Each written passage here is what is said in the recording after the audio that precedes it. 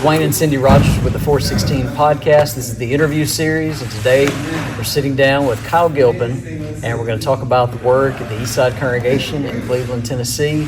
And so, Kyle, thank you for sitting down with us to begin with. But introduce yourself to those who may not know, and tell us a little bit about the work. Kyle Gilpin, my wife Kelly and I, we have 4 children, Brody, Carly, Connor, and Hayden. We work at the Eastside congregation in Cleveland, Tennessee. I've been there almost 2 years. We previously worked there 10 years ago or so as an associate youth minister, and returned back to there. Memphis graduate class of 2008. What else you want to know? All right, well, let's talk. You brought up Memphis, so let's talk about Memphis for just a minute. So you graduated in 2008, so you were the year ahead of us. That's right. And that's and we got to spend at least a year at school together. That was fun. But tell us a little bit about your experience at the School of Preaching, and tell us a little, maybe a highlight of your time there as well. Sure. Yeah. Of course, Memphis has been part of my life, my whole life. I was born in Memphis when my dad was a student there, 84. He graduated in 85, and so I've been associated with that school my whole life, and preaching hadn't always been what I wanted to do, but when I decided that's what I wanted to do, there wasn't really another choice for me. That was not because I felt like I had to, but that was just like, the choice. You know? And so I guess it was a good experience to be a part of that work there. And I guess the highlight for me, like a couple of them, I guess more of a general one, is a lot of folks that I met, you guys and people that were in my class and the class before us, and just, we still talk to them and you see them, and that's been a highlight for me. But for a personal highlight for me, my dad's first year at school was Curtis Caton's first year as director.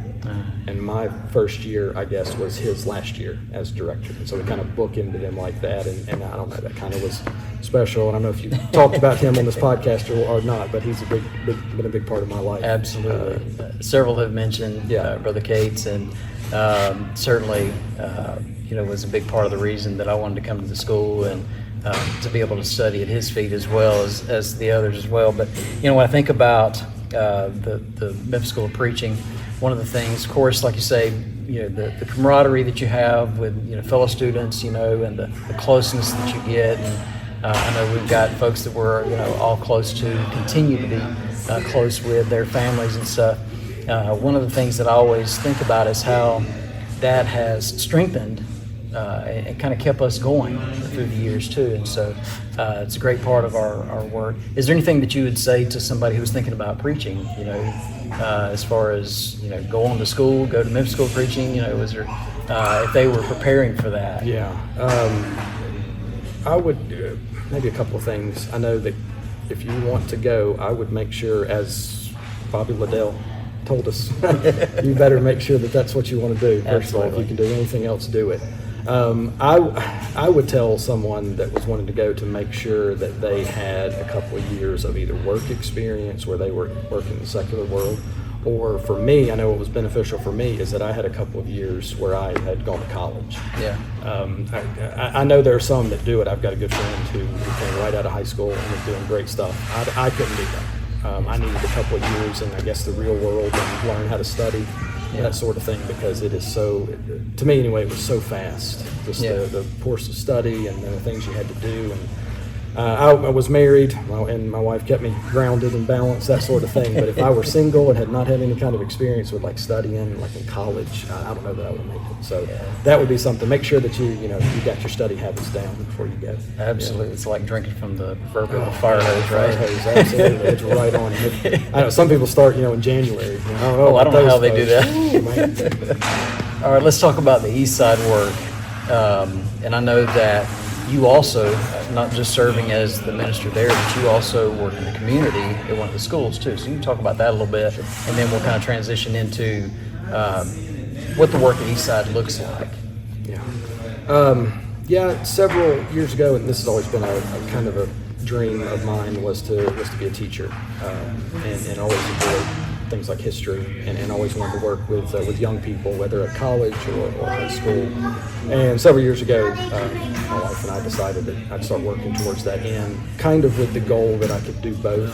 And I didn't know how that would look like, how that would work, but the opportunity here came available here in Cleveland, and the elders were gracious enough to say, look, we'd like for you to work with us and primarily do the preaching, as well as some of the other, regular things that preachers do, but also they would allow me to do teaching. And so for the past almost a year now, it's been I've been full-time teaching at the high school here in Cleveland, and made a lot of good connections and young people and that kind of thing, relationships with them.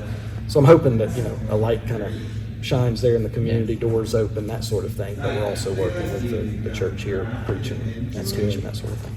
Is there anything that's particularly difficult, maybe? I know we're in East Tennessee, and the church is strong in East Tennessee, obviously, but is there anything that's particularly difficult, maybe, about the area? I guess maybe I go in the other direction, not that it's too easy, but the difficulty being that there is so much quote-unquote Christianity. You have those, so much denominationalism, where we are I don't know if it's if it's the American capital or the headquarters. I think it's the world headquarters is there in town, and so we've got lead universities there in town, and so I guess the difficulty thing would be, how do you stand out in all that noise? That's good. I hadn't really thought about that. I know Lee University's there too. One thing that Cindy and I are trying to do through the work of 416 Ministries is trying to obviously encourage preachers. And so I'd like to ask, has there been a particular time in ministry that was particularly difficult, where you really were maybe discouraged, and something that helped you through that might help someone else as well? This preaching is in many ways it's a lonely thing. He handles responses from the congregation or from problems are there, but not too many people are checking on him. So one of the things for me, and everywhere that I've been, which isn't many places, but I've always had people who are doing the same thing that I'm doing, whether they're right down the road 5 minutes from me, or with communication these days, you can talk to anybody anywhere. But just kind of knowing that people are kind of going through the same thing that you're going through has always been kind of helpful to me. It seemed like whatever situation we're in, whether it was looking to move or any kind of problems, it seems like there's someone that's kind of going through the same thing that we were. Right. And so just having people to say, I know what you're going through, and I understand. That just knowing that somebody's there, at a phone call away at the very least, or even a text sometimes. Just something small that kind of keeps you going through the day. Because it goes a long way. Sometimes you really don't know if you're making the right decision doing one thing, whether it's something big like moving, or if it's something small like how your day-to-day routine. But to know that someone says, I'm either going through that, or I've done that, or that sort of thing, that to me was always helpful, as far as, and I guess that's a part of that encouragement thing that you talked about. That's true. I know Cindy's got a question as well she'd like to ask. Yes, I always try to find out something unique about the area, and I'm always interested in coffee. And so what is a good coffee shop if someone was in Cleveland and visiting? Where would you recommend them to go? That's a good question. Several places in town. I haven't tried them all. We have some members that go to Eastside with us. They own the Thousand Hills Farm. They've done all kinds of stuff. Wesley and Denise Skelton. They don't have a coffee shop, but they get green beans and roast them and send them all over the place. We've been drinking it this weekend. It's delicious. Right. That's right. We any chance we can get to drink their coffee, that's really good. They don't have a shop. Cleveland has a place called Bond Life in town. They've won several. I like the AeroPress. I don't use it anymore, but I used to have one. They've won several awards from their AeroPress, and so I've gone there a few times. And nice. I like that coffee shop. So thank you. Plug that. Very cool.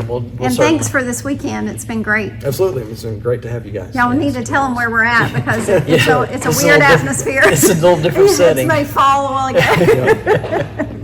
A lot of things are happening in the background. We are with Eastside at their fall family retreat. We are at Camp Wetoga in North Georgia mountains, right on the edge of the Blue Ridge Mountains, and it's beautiful here. It's fall, so it is beautiful.